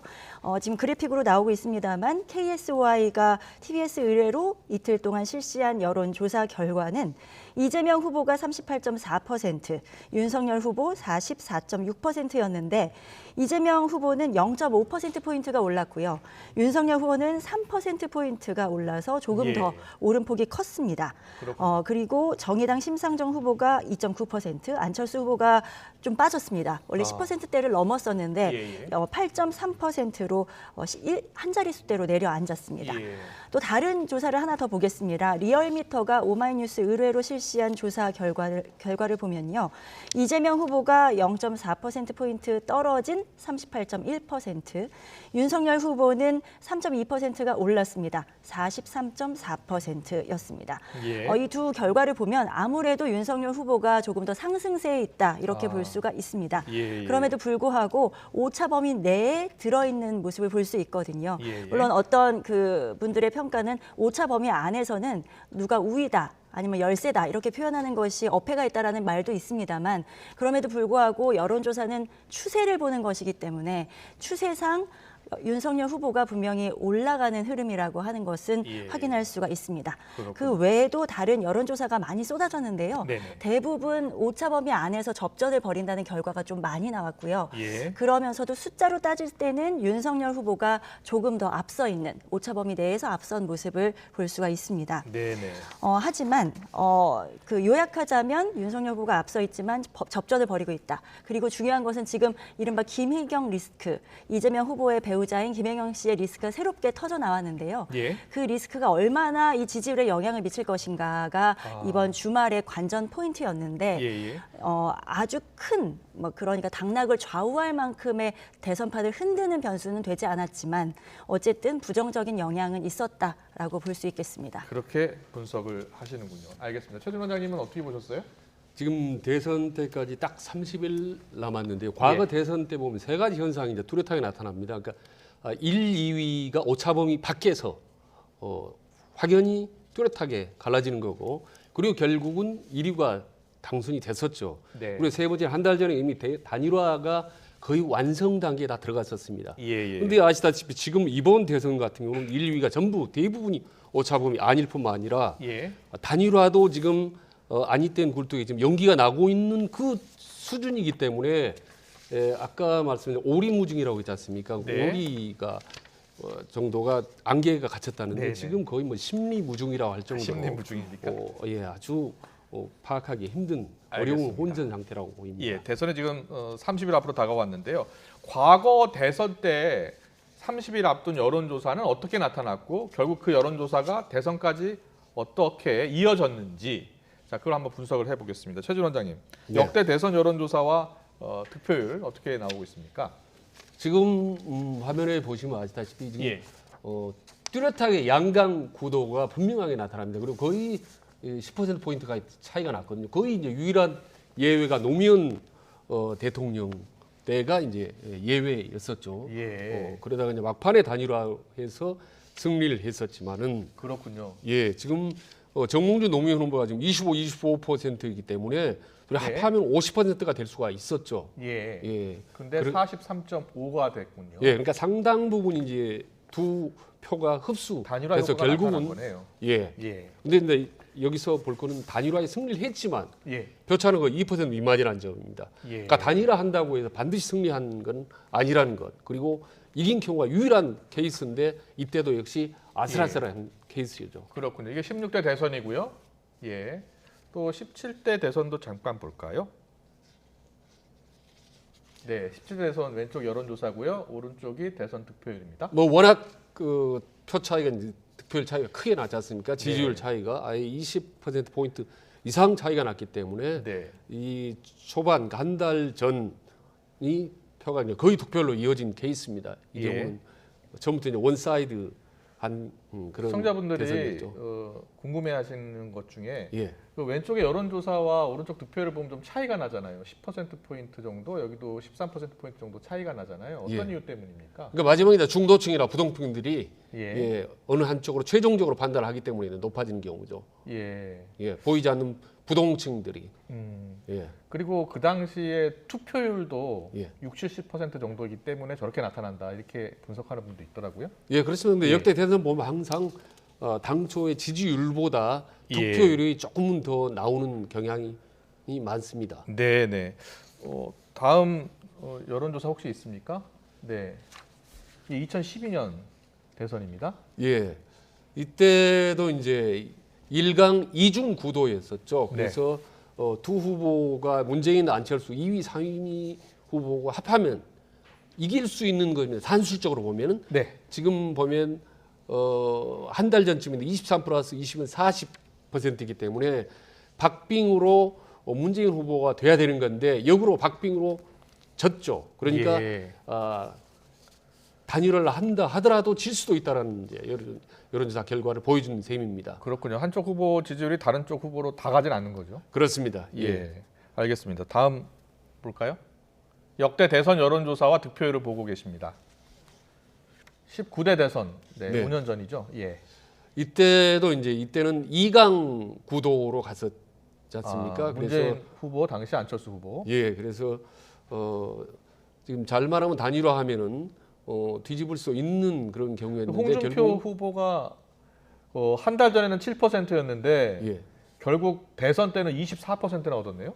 예, 그렇습니다. 그러니까 막판에 보수 괴멸 위기가 작동하면서 벌써 24%까지 상당히 큰 득표율을 이제 획득을 한 거죠. 그래서 이제 홍준표 후보는 늘상 본인이 다 망해가는 우리 야당 보수 야당을 내가 구했다라고 이제 얘기한 그 근거이기도 한데요. 네.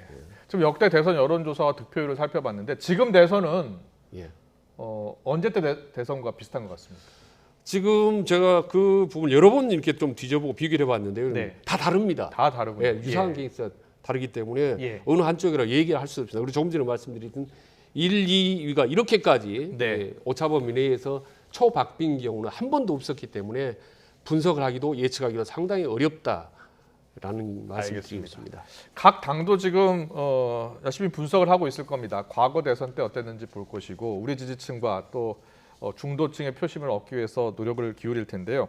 각 당에서는 지금 판세를 어떻게 보고 있고 준비하고 있는지 박소정 기자가 좀 소개해 주시죠. 네, 각 당 역시 현재 판세에 굉장히 당연히 촉각을 곤두세울 수밖에 없겠죠. 네. 언론에서 실시한 여론조사 추이도 보고 있고요. 그리고 각 당 자체적으로도 여론조사를 하고 있어서 그걸 통해서 그 세대별, 계층별 어떻게 그 지지율이 다른지, 달라지고 있는지, 그 결집되고 있는지 어떤지 이런 부분을 보면서 각 당에서 한 여론조사는 발표는 못하게 돼 있죠. 예, 하지 않고 있습니다. 네, 알겠습니다. 그래서 그거는 내부 자료를 가지고 그걸로 분석을 하면서 물론 그 예전에 이준석 대표가 당에 다시 돌아오면서 윤석열 후보와 통합을 그러니까 합의를 보고 서로 만세하고 하면서 다시 2030 지지율이 확 다시 흡수됐었거든요. 그래서 그게 내부 자체적으로 여론조사를 돌려봤을 때 이틀 만에 20대, 30대 남성 지지율이 이틀 만에 다시 복귀됐다라고 하는 내용의 내용을 암시하는 글을 페이스북에 올리거나 한 적은 있었습니다. 하지만 공식적으로 그걸 공표한 적은 없습니다. 그렇군요. 하지만 각 당이 바라보는 판세, 어느 정도 여론조사를 보는 눈은 비슷하겠지만 그걸 보고 우리 당의 우리 후보에게 유리하느냐 불리하느냐를 보는 눈은 조금씩 다릅니다. 제가 그래서 직접 각 당의 선거 대책 수장들을 직접 만나서 인터뷰를 해봤는데요. 이번 판세를 어떻게 현재 보고 있는지 직접 들어보겠습니다. 어느 후보가 절대적으로 우세하다고 말할 수 없는 판세를 보이고 있습니다. 이제 나머지 기간에 어느 후보가 더 실수를 많이 할지 또 어느 후보가 훨씬 더 능력이 있는지들이 비교 분석될 텐데요. 저희는 후보의 장점을 최대한 강조해 가면서 상대 후보의 부족한 점을 드러내는 방식으로 집중할 계획입니다. 정권 심판 그 분위기가 급속도로 확산되고 있다고 봅니다. 우리 후보가 점점 그 상승 분위기를 주도할 것이라 이렇게 보고 있습니다만은 긴장의 끈을 놓을 정도는 아닙니다. 그래서 더 겸손하게 국민들께 다가가고 진솔하게 국정 운영 능력과 비전을 보여드릴 생각을 가지고 있습니다. 일부 이제 그 지지자들의 이제 강성 지지층을 제외하고는 여전히 좀 유동하는 지지층이 상당히 많은 선거가 아닌가. 진보 정당의 어떤 필요성 또는 존재감 이런 것들을 어떻게 더 시민들한테 좀 각인시킬 수 있고 또 설득력 있게 말할 수 있을까 이 고민이 사실 많은 거예요. 양 진영 정치에 동원된 유권자들이 적극적으로 의사표시를 해서 그 의사표시가 여론 집회에 반영이 되고 있고 그럼에도 불구하고 역시 20에서 30%의 그 진영 정치를 거부하는 유권자층이 있는 거죠. 네, 네, 4개 당 모두 바라보는 시각이 비슷하면서도 조금 다릅니다. 공통적으로는 혼전하는 판세다라고 하는 뭐 분석은 비슷했고요. 그럼에도 불구하고 결국은 우리가 이길 것이다. 결국은 우리가 이 판을 가져갈 수 있다라고 하는 이야기를 물론 뭐 정치인들이니까요. 그렇게 바라보는 시각이 있었습니다. 그리고 부동층이 20%에서 30% 가까이 된다라고 하는 시각도 비슷했거든요. 그래서 막판에 이 부동층의 마음 그리고 움직이지 않는 꼼짝도 하지 않는 유권자의 마음을 어디로 가져가느냐가 관건이 될 것이다 이렇게 보고 있는 것도 비슷했습니다. 마지막에 말한 국민의당 이태규 총괄 선대본부장의 이야기도 보면은 그 마지막에 움직이지 않은 부동층이 결국은 이쪽도 저쪽도 가기 싫기 때문에 안철수 후보에게 올 것이다 이렇게 봤고요. 그렇게 예상을 네. 했죠. 반면에 국민의힘 윤석열 후보 측은 그 부동층이 결국은 윤석열에게 올 것이다 이렇게 보고 있고 민주당은 또 그게 이재명 후보에게 올 것이다 이렇게 다 서로 제각각 보는 눈이 달랐습니다. 네. 그렇게 볼 수 있겠습니다. 세 후보의 말을 들어보면 다 그 전략이 그대로 나와 있는 것 같아요. 우상호 후보는 이제 이재명 후보의 장점을 최대한 부각시키겠다, 강조하겠다 이거 아니겠습니까? 이재명 후보의 개인기를 극대화시키겠다는 전략인데 이거 보면 이제 국민의힘 캠프 사람 얘기 들어보니까 정권 심판의 분위기가 급속도로 확산되고 있다. 그러니까 정권 심판론을 극대화시키겠다는 전략이거든요. 네. 그래서 민주당은 사람이란 이재명이 사람을 개인을 부각시키겠다는 거고 국민의힘은 정권 심판론의 흐름, 이 시대적 흐름을 부각시키겠다는 거죠. 우리가 어떻게 보면 사람 대 흐름의 대결이다. 네. 그러니까 이재명 후보는 어떻게 보면 윤석열 후보 대결이보다는 정권 심판론이라는 거대한 흐름, 어떻게 보면 보이지 않는 괴물하고 싸우고 있는 거기 때문에 상당히 힘든 거죠, 이거는요. 개인기로 과연 흐름을 뒤집으려면 지금 하고 있는 노력보다 뭐 훨씬 더 많은 공을 더 들여야 되는 힘든 싸움을 저는 하고 있다고 보는 거죠. 알겠습니다. 각 당이 어떻게 이 판세를 보고 있는지 판세를 잘 봐야지 전략도 잘 세우겠죠. 알겠습니다. 잘 들었고요. 자, 이번 대선 우리 두 분이 얘기하신 게 이런 대선 없었다. 정말 알 수 없는 선거인 것 같다. 이렇게 분석을 해주셨는데 자, 박 기자가 이렇게 키워드를 뽑으신 거죠? 네, 그렇습니다. 네.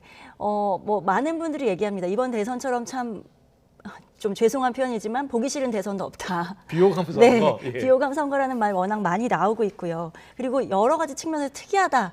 이런 대선 본 적도 없다라고 하는 말들을 많이 합니다. 그래서 뽑아봤습니다. 이런 대선 없었다. 그렇게 무엇이 이렇게 다른가? 다른 대선과 다른가? 그래서 D-30 정도면 거의 판세가 확정됐다고 봐야 되는데 이번 대선만큼 이렇게 판세를 확정됐다고 볼 수 없는 대선은 없지 않는가. 근데 그 요인이 무엇인가를 좀 꼽아봤는데요. 크게 좀 한 3가지 정도로 정리했습니다. 3가지요? 네. 먼저 첫 번째는 배우자 리스크입니다. 물론 배우자만의 리스크는 아닌 것 같고요. 특히 거대 양당 후보들에게는 여러 가지 리스크들이 계속해서 산적해 있다라고 할 수 있겠죠. 특히 최근에 그 이재명 후보의 배우자 김혜경 씨의 리스크가 터져 나오면서 그 녹취록이 나왔죠. 그 김혜경 씨의 녹취록은 아니었고 그 밑에서 일했던 사무관과 그 밑에 일하는 또 비서와의 녹취. 그래서 과잉 의전 논란이 불거졌는데요. 그리고 그 이전에는 그 윤석열 후보의 배우자인 김건희 씨의 녹취록이 또 문제가 됐습니다.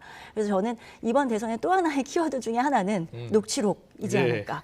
어쩜 이렇게 녹취록이 끊임없이 터져 나오는 이런 대선판이 있을 수 있을까 하는 생각이 들었거든요. 근데 지금 현재 가장 조금 더 뜨거운 부분은 김혜경 씨의 녹취록입니다. 김혜경 씨와 관련된 녹취록. 과잉 의전 녹취록도 나온 데 이어서 법인 카드를 사적으로 유용했다는 의혹까지 나와 있는 상태고요. 그것을 가지고 국민의힘에서는 맹공을 펼치고 있습니다. 왜냐하면 대선이 얼마 남지 않았기 때문에 아무래도 네거티브 전략으로 갈 수밖에 없는 상황인데요. 이재명 후보는 본인이 네거티브를 하지 않겠다라고 선언을 했지만 의혹들이 터져 나온 상황에서 또 국민의힘은 그것을 또 역공의 기회로 삼고 있습니다. 그래서 이재명 부부가 사과를 했음에도 불구하고 그것을 가지고 오늘 계속해서 공방이 이어지고 있고요. 오늘 국회에서는 예산결산위원회가 열렸는데 예산결산위원회에서 예산 관련 논의보다 대선 대리전이 펼쳐져서요. 양 후보에 대한 그 리스크 공방이 계속해서 이어졌습니다. 그래서 국민의힘 쪽은 김혜경 씨와 관련된 의혹을 계속 제기했고요. 예. 민주당 쪽에서는 김만배 녹취록이라고 하죠. 네. 그 정영학 씨와 김만배 씨가 나눴던 그 녹취록이 나온 것을 가지고 윤석열 후보를 향해서 공세를 펼쳤습니다. 네. 그래서 이렇게 계속해서 리스크를 가지고 서로 공격하는 대선, 마지막까지 이 부분은 계속되지 않을까 하는 생각이 들고요. 예. 또 그 양당이 계속해서 제보를 받고 있다, 여러 가지 제보가 계속 들어오고 있다라고 하는 이야기도 하고 있어서 어디까지 이게 파헤쳐질 것인지, 또 어디까지 네거티브가 이어질 것인지는 알 수 없는 상황이다. 네, 이렇게 볼 수 이 있겠습니다. 배우자 리스크가 예. 선거 막판까지 큰 영향을 미칠 것으로 보십니까? 계속 종편이나 언론들은 계속 보도를 하고 유론하고 국민이 관심을 끌 겁니다. 네. 그러나 지지율 막판 승패에 결정적인 영향을 미칠 거라고는 생각지 않습니다. 그렇군요. 이런이 반문만 하더라도 그렇게 온 나라가 떠들썩했지만 결국 이후 지지율 조사를 해보니까 예. 별 변동이 없거나 오히려 더 올라갔던 어떤 이유 현상이기 때문입니까? 때문에 희한한 현상이에요. 그래서 이번은 저는 과거 역대 대선에 비해서 아주 희한한 3다 대선이라고 말씀드리지 않습니까? 세 가지가 많다 그래서 후보들의 문제가 이렇게 많은 대선이 없었고 그다음에 예. 조금 전에 말씀 이제 여야 후보 간에 또 배우자의 문제가 이렇게 많았던 게 없었고 그다음에 중도층이 이렇게 또 많았던 적이 없습니다. 그래서 예. 후보 본인과 배우자 이렇게 서로가 문제가 많기 때문에 웬만한 큰 이슈 네. 큰 게 터져가지고는 서로 별로 영향이 안 되는 거죠. 서로 문제가 많기 때문에 그렇군요. 별로 영향이 그렇다면요. 먹히 들어가지 앞으로 않는 30일 남았는데 판세를 가를 최대 변수를 뭐로 보고 계세요? 저는 몇 가지 굳이 하나만 꼽는다면 저는 이대남이라고 뽑습니다. 20대 남자 표. 제가 지금 3, 4개월 전부터 표가 윤석열, 이재명 오르락 내려갈 때 면밀히 들어보면 항상 그 변수에는 20, 30대가 있었고 더 깊이 들어가면 20대가 있었습니다. 어쩔 때는 30대가 전혀 움직이지 않을 때가 있고 근데 20대는 항상 움직였습니다. 그래서 20대는 아시다시피 뭐 여가부 폐지라든지 군대 예. 뭐 병사 월급 200만 원이라든지 혹은 뭐 탈모 방지 보험 문제 이런 민감한 그 민생 문제에도 바로 표가 금방 여야를 넘나들거든요. 근데 20대가 그럼 줏대가 없는 거냐면 전혀 그렇지가 않습니다. 네. 상당히 예민하고 민감하고 맹철하게 관찰을 하고 있다가 윤석열 괜찮으면 바로 옮기고 이게 아니다 싶으면 바로 이재명 쪽으로 옮겨가는 겁니다. 그래서 마지막까지 이 이대남 20대 남자 표를 지켜보고 끊임없이 공을 들여서 우리 편으로 끌어당기는 사람 이 후보가 마지막에 승리할 가능성이 높다라고 봅니다. 그렇게 보시는군요. 알겠습니다. 650만 명입니다. 참고로 20대가. 그렇습니까? 650만이요? 예, 650만 명입니다. 코로나19 지금 확산 상황이 또 심각하기 때문에 지금 뭐 이달 말에 17만 명까지 나온다고 하는데요. 네. 3월 9일이 투표일이잖아요. 예. 투표에도 영향을 미치겠는데요? 그렇습니다. 예. 이제 이 오미크론 상황이 또 다른 변수가 될 수 있습니다. 예. 그래서 전에 없던 대선 두 번째는 그래. 오미크론이다. 그렇군요. 물론 2년 전에 치렀던 총선 때도 코로나 상황이 변수가 됐습니다. 예. 하지만 그때 그 총선 처음 치르는 총선이어서 사람들이 처음에는 막 우왕좌왕하고 이게 도대체 어떻게 될 것인가라고 걱정들을 많이 했는데요. 예. 생각보다 총선이 무사히 잘 치러졌다는 평가를 받았죠.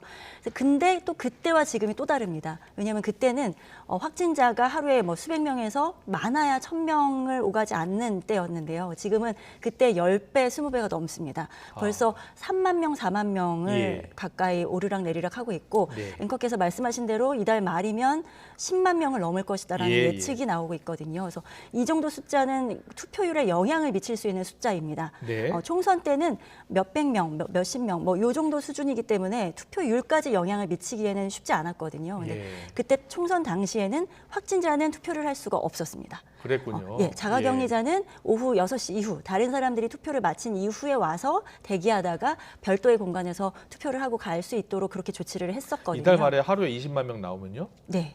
20만, 100만 명 아닙니까? 그렇습니다. 근데 일주일 동안 격리를 해야 되잖아요. 네, 맞습니다. 그렇다면 투표를 어떻게 해야 됩니까? 네, 사전 투표까지는 가능합니다. 예. 3월 4일과 5일 이틀 동안이 사전 투표가 있거든요. 예. 그 사전 투표 전에 확진이 된 분들은 미리 거소 투표를 신청하거나 하면 미리? 예. 투표를 집에서도 할 수 있거든요.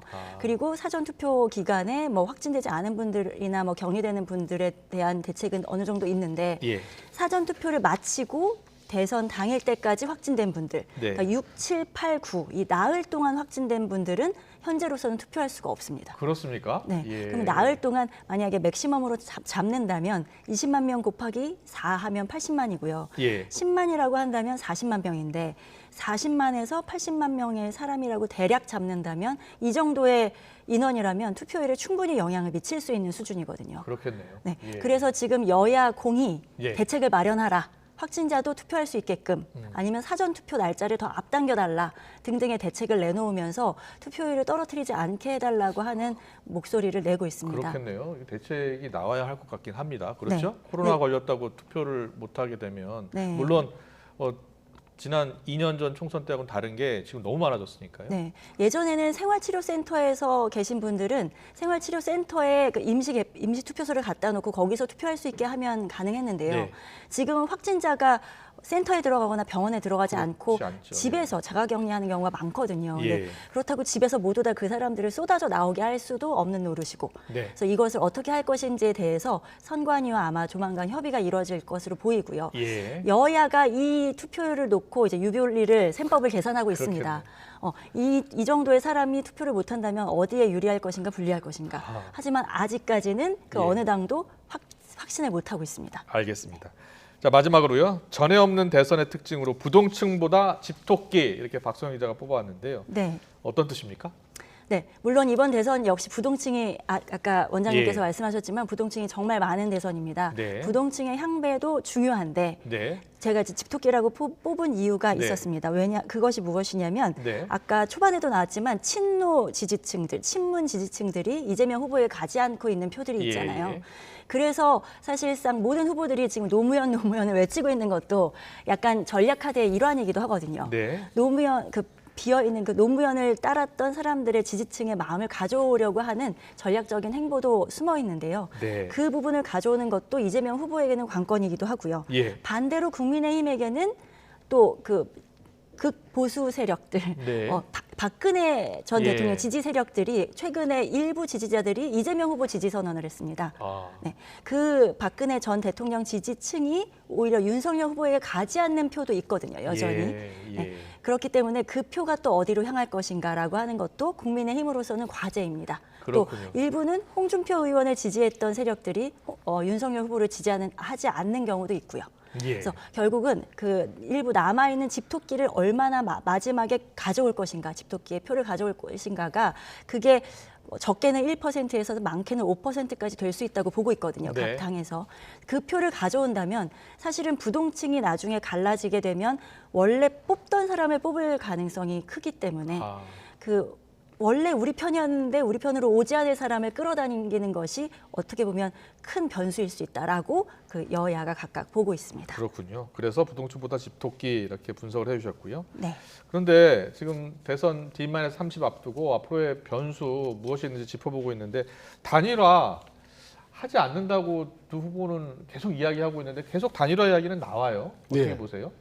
그러니까 아까 말씀드린 대로 아니 때는 불뜨기 연기가 나겠습니까? 그래서 이제 저는 분명한 거는 과거의 형식으로 지지율 조사, 여론조사를 통해서 어느 한쪽이 후보가 되고 다른 한쪽은 후보를 양보하는 승자 독식 형식의 네. 전통적인 방식의 그런 단일화는 이루어지지 않을 거라고 봅니다. 네, 그래서 네. 과거는 다른 예를 들면 공동정부 형태의 단일화 형식이 이루어질 가능성이 높고 네. 그다음에 시기는 과거처럼 한 달 전에가 아니라 저는 어느 시점 이루어지더라도 시기는 중요하지 않다고 보는 겁니다. 왜냐하면 이번에 중도층의 핵심을 이루는 2030 세대는 특징이 이제 항상 대선 막판에 투표를 하기 때문에 오히려 늦게 할수록 오히려 더 시너지 효과가 나올 수도 있다고 봅니다. 예. 그래서 윤석열 후보가 얼핏 언론에 얘기한 대로 후보 간에 그 일본말 비슷하게 쇼부를 친다고 그랬죠. 두 후보 간에 보이지 않는 물밑 어떤談判이 이루어질 가능성이 높다. 그래서 어떤 형태로든지 지분을 안철수에게 줘야 그 명분을 얻게 되고 이후에 지방선거에서 뭔가 차후 총선까지 도모할 수 있는 거 아니겠습니까? 그래서 안철수 후보가 이후에 움직일 수 있는 그런 여지를 주는 형식, 이른바 윈윈 형태의 단일화는 이루어질 가능성이 점점 높아지고 있다라고 봅니다. 그렇군요. 그럼 단일화는 변수라기보다는 상수라고 보시는 거예요? 예, 상수라고 봅니다. 그렇군요. 알겠습니다. 박소연 기자도 그렇게 보세요? 네, 남아 있습니다. 그렇군요. 네, 마지막 생물로 남아 있지 않을까 싶습니다. 단일화가. 알겠습니다. 네. 마지막으로요. 또 남아 있는 변수 하나 짚어보고 마무리하겠습니다. 자, 박소연 기자, 남아 있는 변수 또 뭐가 있을까요?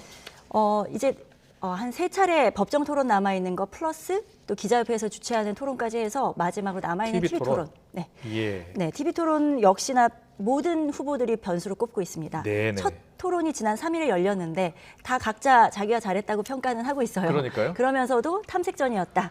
뭐 이번 토론은 뭐 맛보기에 불과했다라는 이야기도 나오는데 예. 각각 후보들이 특히 뭐 내가 더 유리했고 내가 더 잘했다라고 얘기는 하고 있지만 어쨌든 이번 첫 TV 토론을 통해서 다음 TV 토론에 대한 전략을 다들 세우고 있거든요.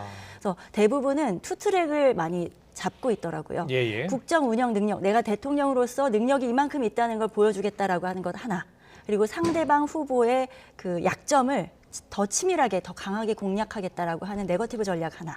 이렇게 투트랙으로 잡고 있는 것들이 양강 후보의 좀 큰 전략이기도 하고요. 예. 안철수 후보 같은 경우는 본인이 그 양 후보를 더 누르고 더 국정 운영 능력이 더 뛰어나다라고 하는 면을 보여주겠다. 아무래도 그 말에 있어서는 조금 밀리는 면이 있었거든요. 안철수 후보가. 그래서 그런 면은 더욱더 좀 보강하면서 두 후보의 그 도덕적 결함을 더 공략하겠다는 말을 했고요. 심상정 후보 같은 경우는 그 세 후보를 모두 그 보수 후보로 싸잡으면서 진보의 가치를 지키고 진정한 약자를 지킬 수 있는 후보는 심상정밖에 없다라고 하는, 그래서 이번 진보 정치에 사활을 걸고 도전하겠다라고 하는 이런 전략을 내세웠습니다. 그래서 TV 토론이 한 가지 변수고요. 또 하나는 제가 더 꼽는다면 박근혜 전 대통령의 메시지라고 생각이 듭니다. 박근혜 전 대통령이 이제 그 사면 복권이 된 뒤에 현재 아직까지 병원에 입원해 있는데요. 그렇군요. 네, 원래는 이달 초에 퇴원을 할 예정이었는데 치료가 더 길어지면서 아직 입원해 있는 상황입니다.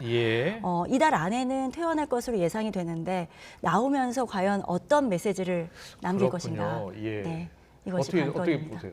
저 대부분 다 동의합니다. 이제 작지만 무시할 수 없는 변수 하나만 더 보태서 말씀드린다면 지금 당장 우리 눈 앞에 보이지 않기 때문에 우리가 좀 생각지도 못하고 있는데 멀리 해외에 살고 계신 분들이 있지 않습니까?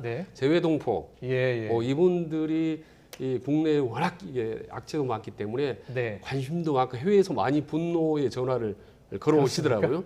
그래서 재외동포 우리 유권자를 220만 하는데 투표율은 낮았습니다만은 모르겠습니다. 이번에 지금 초박빙 0.1% 중도표가 아쉬운 시점에 만약에 해외에 계신 동포들이 야 우리 안 되겠다 해서 집중적으로 투표율이 높아진다면 의외의 변수가 될 수도 있겠다라는 생각을 합니다. 재외동포 투표율까지. 재외동표. 알겠습니다. 여기까지 듣겠습니다. 오늘 여러 대선 디말 30 앞두고 여러 토론 주제를 준비했는데 시간 관계상 여기서 줄여야겠습니다. 지금까지 정치부 국회반장 박수정 기자, 최진 대통령 리더십 연구원장 두 분과 함께 알아봤습니다. 잘 들었습니다. 고맙습니다. 감사합니다.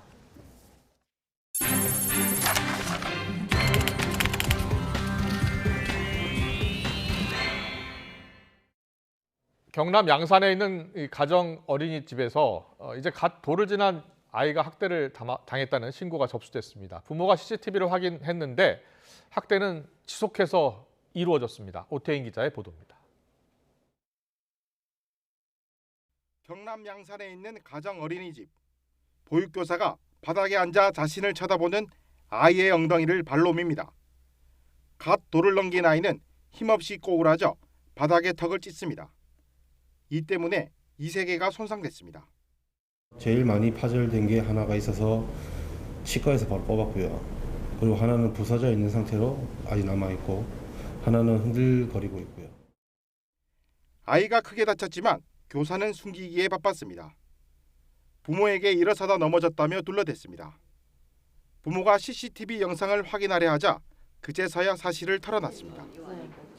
혼자 엉덩이 치켜들다가 일어서려고 하는 한순간에 턱을 찢고 넘어져서 다쳤다 그랬고, 근데 알림장에서도 혼자 놀다가 넘어졌다 다쳤다 했는데 CCTV 영상에는 보육교사의 지속적인 학대가 고스란히 담겨 있었습니다. 누워있는 아이에게 베개를 던지고 억지로 약을 먹인 뒤 머리카락만 잡고 눕히기까지 합니다. 심지어 우는 아이에게 귤껍질을 던지더니 주워 먹는 아이를 말리지도 않습니다. 저희가 무작위로 뽑은 20일치 자료 안에서 총 120여 건의 추가 정황이 발견되었고요. 수기 기록한 것만 70건, 나머지는 그냥 발로 밀든지 애를 잡아서 던지든지. 가해 교사는 부모에게 사과했지만 사실 확인을 위한 취재진 연락에는 답이 없었습니다. 어린이집 원장은 감독 소홀을 인정하며 폐원을 검토하고 있습니다. 사건을 접수한 경찰은 아동학대 혐의로 가해 교사를 입건하고 다른 학대가 더 있었는지 CCTV를 분석하고 있습니다. YTN 오태인입니다.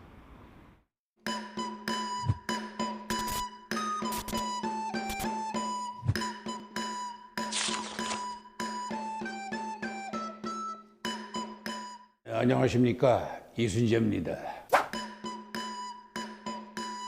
이거 해보라는 얘기야? 바늘도 드릴 거거든요. 뭐? 바늘 이용하셔도 바로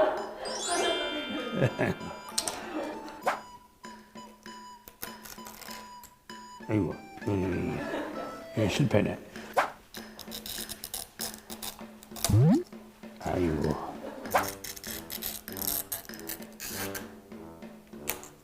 아이고,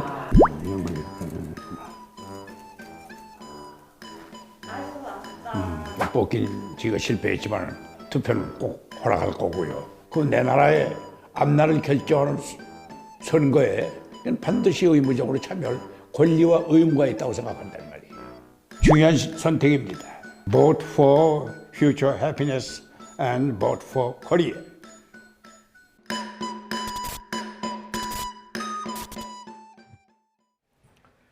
네, 20대 대선 30일 앞으로 다가왔는데요. 각 당 대선 후보들로서는 유권자, 특히 중도층을 한 명이라도 더 붙잡기 위해서 총각을 다투면서 전력 질주에 나설 시점입니다. 4인 4색 후보들의 막판 선거 전략을 나연수 기자가 정리해봤습니다. 더불어민주당 이재명 후보는 민생과 경제를 챙기는 유능한 대통령 이미지를 부각하고 있습니다. 말은 누가 못하겠어요. 실천이 중요하다라는 말씀 꼭 드리고 싶습니다. 위기에 강한, 위기를 기회로 만드는 유능한 경제 대통령 후보 이재명이다, 이렇게 말씀드리겠습니다. 하지만 지지율 정체와 함께 배우자 김혜경 씨를 둘러싼 과잉 의전 논란 등 추가 악재를 돌파할 수 있을지가 관건입니다. 국민의힘 윤석열 후보는 경선 경쟁자였던 홍준표 의원까지 합세한 원팀 기류를 타고 정권 심판론에 속도를 내고 있습니다.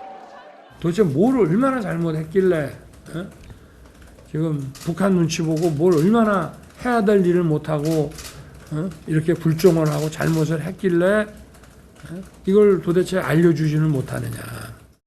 2030 청년층 지지에 힘입어 자필 편지로 호남권 구애까지 나섰지만 역시 배우자 김건희 씨 등 가족 리스크와 함께 정책 역량을 입증해야 하는 과제도 여전합니다.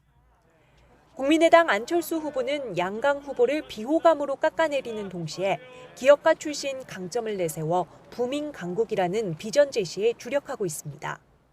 IT도 알고 글로벌 감각도 있고 거기에다 의학 지식에다가 교육개혁의 중요성까지 다 아는 사람이 꼭 필요한데 지금 제가 그걸 다 가지고 있습니다. 다만 반짝 상승 후 추진력을 잃은 지지율은 단일화 압박으로 작용하고 있습니다. 정의당 심상정 후보는 이른바 지워진 사람들을 찾아다니며 노동, 복지 행보에 주력하고 있습니다. 네 번째 대권 도전, 비단 정치인 심상정만이 아닌 진보정당의 운명을 건 선거입니다. 우리 노동자들 곁을 지키면서 노동권을 살려내는 그런 정의당 되겠다는 각오로 이번에 대통령 선거 더 절실하게 임하겠습니다. 대선까지 이제 한 달, 그리고 막판 전력 질주에 돌입한 후보들. 각자의 실수를 최소화하면서 강점을 부각하는 동시에 코로나19와 경제난으로 지친 민심을 어떻게 보듬을지가 최대 과제가 될 전망입니다. YTN 나연수입니다.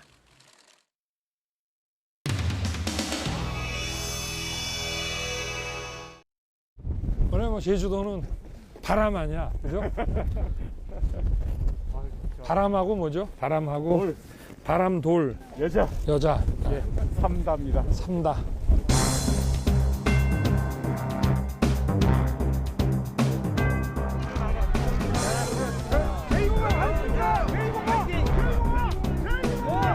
제주 해군 기지는 국가의 필수 요소다. 저는 노무현 전 대통령의 고뇌와 결단을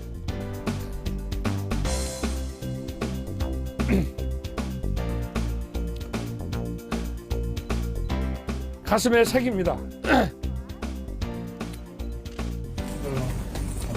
안보 분야로 내가 사드 추가 조치와 관련해서 네. 제주 지역도 후보지에 포함될 수 있다고 보는지 요격을 위한 그 방어 자위권 방어 차원에서 추가 배치가 필요하다는 말씀을 드렸고 그 위치 선정은 어떤 군사 그 전략 전술적인 문제이기 때문에 제가 이 자리에서 말씀드리기는 어렵지만 상식적으로 제주는 좀 어렵지 않겠나 이런 생각이고요.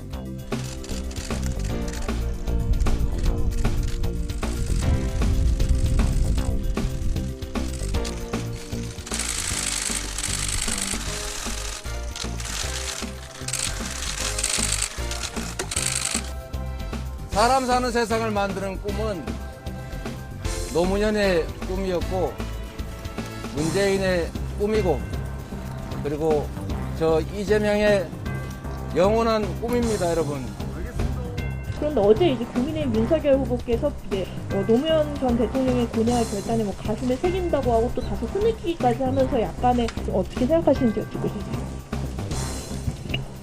글쎄, 제가 두 분의 그 특이한 여러 가지 행동이나 발언에 대해서 특별히 말씀드리지 않는 게 예의일 것 같습니다.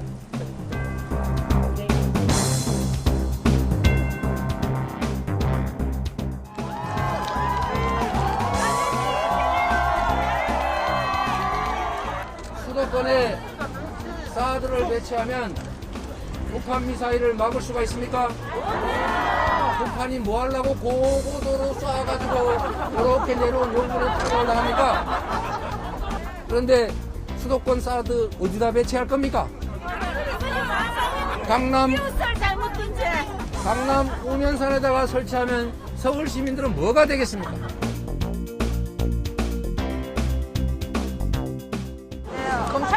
결국은 강원도에다가 설치하겠습니다.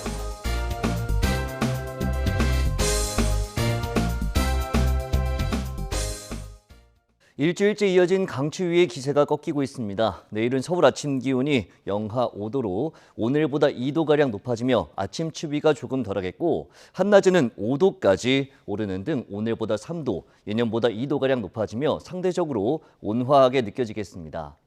내일도 대체로 맑은 하늘이 함께 하겠습니다. 다만 제주도에는 새벽까지 5mm 안팎의 비가 조금 오겠고 제주 산간에는 1에서 5cm의 눈이 쌓이겠습니다.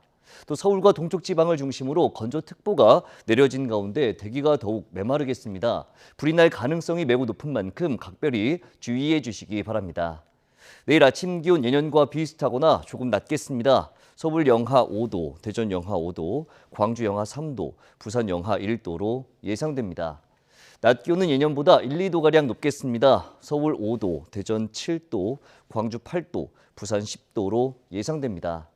주 후반으로 갈수록 기온이 점점 더 오르며 공기가 더 부드러워질 전망입니다. 날씨 정보였습니다. 이어서 저녁 종합 뉴스 이브닝 뉴스가 방송됩니다. 시청해주신 여러분 고맙습니다.